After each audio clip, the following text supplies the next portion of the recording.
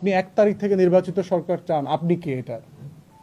1 জানুয়ারি থেকে আমি নির্বাচিত সরকার দেখতে চাই, আপনি কে এটা কথাটা বলার? আপনার তো এখতিয়ার নাই। এটা পলিটিক্যাল পার্টি বলতে পারবে, বিএনপি 1000 বার বলতে পারে যে আমি 1 আগস্ট থেকে নির্বাচিত সরকার দেখতে চাই। এটা জামাত বলতে পারে যে আমি 1 নভেম্বর থেকে নির্বাচিত সরকার দেখতে চাই। 100,000 বার বলতে পারে, কিন্তু কোনো আর্ম ফোর্সেস এই কথা বলতে পারে না, পুলিশ বলতে পারে না, র্যাব বলতে পারে না। 14 সালে যখন একতরফা নির্বাচন করলো, আপনারা তো প্রতিবাদ করেন নাই, বলেন নাই তো এটার এখতিয়ার নাই। আপনারা তো বলেন নাই যে 18 সালে রাতে ভোট দেওয়াটা ঠিক হবে না, এটা তো বলেন নাই আপনারা। 24-এও তো দামি নির্বাচন করে দিয়েছেন। এই আপনারাই তো 24-এর গণ অভ্যুত্থানে হাজার হাজার বুলেট দিয়ে শত শত মানুষকে হত্যা করেছেন। উনি এখতিয়ার বহির্ভূত কাজ করেছেন এবং অন্তর্বর্তীকালীন সরকারকে চ্যালেঞ্জ করাটা হচ্ছে একটা মিলিটারি কুয়ের সামিল, যেটা করবার ন্যূনতম কোনো অধিকার এখতিয়ার 24-এর গণ অভ্যুত্থান ওনাকে দেয় নাই, কাউকে দেয় নাই বাংলাদেশে। এবং উনি বিভিন্ন বক্তব্যে বলেছেন যে আমি অভিভাবকহীন। আপনার অভিভাবকহীনতার প্রশ্ন আসতেছে কোত্থেকে? দেশে তো সংবিধান সাসপেন্ড হয়নি এখনো, দেশে অন্তর্বর্তীকালীন সরকার আছে। উনি বলছেন যে এই সরকারের ম্যান্ডেট নাই। ম্যান্ডেট নাই তো চট্টগ্রাম বন্দর এইটা সেইটা এগুলো নির্বাচিত সরকারকে করতে হবে। ম্যান্ডেটের প্রশ্ন আলোচনা করবার জন্য উনি কে? ম্যান্ডেট আলোচনা করবে পলিটিক্যাল পার্টিস, ম্যান্ডেট আলোচনা করবে সাধারণ মানুষ, ম্যান্ডেট আলোচনা করবে। আর ম্যান্ডেট নাই মানে কি? গণ অভ্যুত্থান ইটসেলফ একটা ম্যান্ডেট, যা বাংলাদেশের ইতিহাসের সবচেয়ে ম্যান্ডেটওয়ালা সরকার হচ্ছে এই সরকার। যে সক্রিয় প্রত্যেকটা রাজনৈতিক দল যেই সরকারকে অনুমোদন দিয়েছে, অনুমতি দিয়েছে শাসন করবার জন্য। বাংলাদেশে 53 বছরের ইতিহাসে এই রকম ম্যান্ডেটওয়ালা কোনো সরকার আসে নাই। সেই সরকারকে সে বলছে সরকারের নাকি ম্যান্ডেট নাই। আপনি কথাগুলো বলেন কোত্থেকে, পান কোথায়? এগুলো তো ইন্ডিয়ান ন্যারেটিভ। গত 10 মাস থেকে ইন্ডিয়ার গণমাধ্যমে আমরা যা যা শুনছি, যেই বক্তব্য, যেই শব্দে শুনছি, উনি এগুলো বলছেন। এই দিল্লির গোলামি থেকেই তো আমরা মুক্ত হয়েছি 1400 শহীদের জীবনের বিনিময়ে 2024 সালে। অতএব এই ইন্ডিয়ান ন্যারেটিভকে আবার ফিরায় নিয়ে আসার চেষ্টা করাটা হচ্ছে মির্জাফর আর লেন্দুব দর্জির মতো বাংলাদেশকে বিক্রি করে দেওয়ার চক্রান্ত।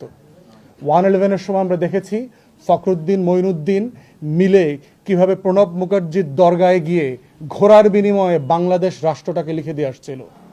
অতএব আমরা সকল বাহিনীকে বলছি, দয়া করে পেশাদারিত্বের সাথে দায়িত্ব পালন করবেন। আপনার যদি কোনো কনসার্ন থাকে, আপনি উপদেষ্টার সাথে বসবেন, প্রধান উপদেষ্টার সাথে বসবেন, তাকে বলবেন দেশের স্বার্থে এটা হওয়া উচিত, এটা হওয়া উচিত না। পাবলিক ফোরামে আপনার অফিসারদেরকে ইনসাইট করা, তাদেরকে উত্তেজিত করা, তাদেরকে প্রভোক করার বক্তব্য দিয়ে, এবং আপনি 1 তারিখ থেকে নির্বাচিত সরকার চান, আপনি কে এটার? 1 জানুয়ারি থেকে আমি নির্বাচিত সরকার দেখতে চাই, আপনি কে এটা কথাটা বলার? আপনার তো এখতিয়ার নাই। এটা পলিটিক্যাল পার্টি বলতে পারবে, বিএনপি 1000 বার বলতে পারে যে আমি 1 আগস্ট থেকে নির্বাচিত সরকার দেখতে চাই। এটা জামাত বলতে পারে যে আমি 1 নভেম্বর থেকে নির্বাচিত সরকার দেখতে চাই। 100,000 বার বলতে পারে, কিন্তু কোনো আর্ম ফোর্সেস এই কথা বলতে পারে না, পুলিশ বলতে পারে না, র্যাব বলতে পারে না। প্রজাতন্ত্রের কর্মচারীকে প্রজাতন্ত্রের কর্মচারীর ভাষায় কথা বলতে হবে। রুলস অফ এঙ্গেজমেন্ট আছে আমার সংবিধানে, আমার কাজের বিধিমালাতে পরিষ্কার করে বলে দেওয়া আছে। অতএব সেই জায়গাতে আমরা বারবার বলছি, এবং আমরা ইন্ডিয়ান মিডিয়াতেও দেখতে পাচ্ছি যেই শব্দে বলছে। দেখবেন ইন্ডিয়ান মিডিয়াতে পড়লাম যে জাতীয় নিরাপত্তা উপদেষ্টা দ্বৈত নাগরিক হবার কারণে আমাদের সশস্ত্র বাহিনী তার সাথে কাজ করতে রাজি হচ্ছে না, নিরাপত্তা বিষয়ে কোনো বিষয় তার সাথে শেয়ার করতে রাজি হচ্ছে না। ঠিক 2-1 দিন পরে দেখলাম রাজনৈতিক দলের নেতারাও একই কথা বলছে এবং পাবলিক ফোরামে বলছে। তাহলে এটা কার বক্তব্য, কে বলছে? আবার একই বক্তব্য কয়েকদিন পরে সেনাপ্রধান বলছে। তাহলে কি আমরা পুরো দিল্লির ছকে আবার বাংলাদেশকে বিক্রি করে দেওয়ার চক্রান্ত দেখতে পাচ্ছি?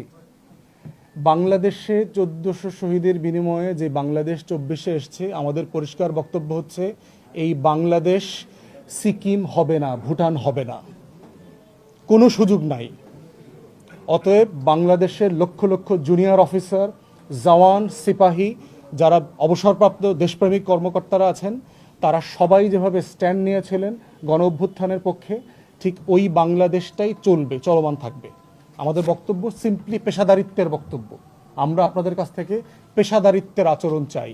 ঠিক একইভাবে ইন্ডিয়াকে যখন একের পর এক অবৈধ চুক্তি করে দিচ্ছে, ট্রান্সশিপমেন্ট দিচ্ছে, ট্রানজিট দিচ্ছে, একটা টাকা নেয় না, আমার বন্দর ব্যবহার করছে, স্থলবন্দর, জলবন্দর, সমুদ্র বন্দর, সেই ভারত মাতার কাছ থেকে 1 টাকা নেয় নেই। কই, আপনারা তো প্রতিবাদ করেন নাই? 14 সালে যখন একতরফা নির্বাচন করলো, আপনারা তো প্রতিবাদ করেন নাই, বলেন নাই তো এটার এখতিয়ার নাই।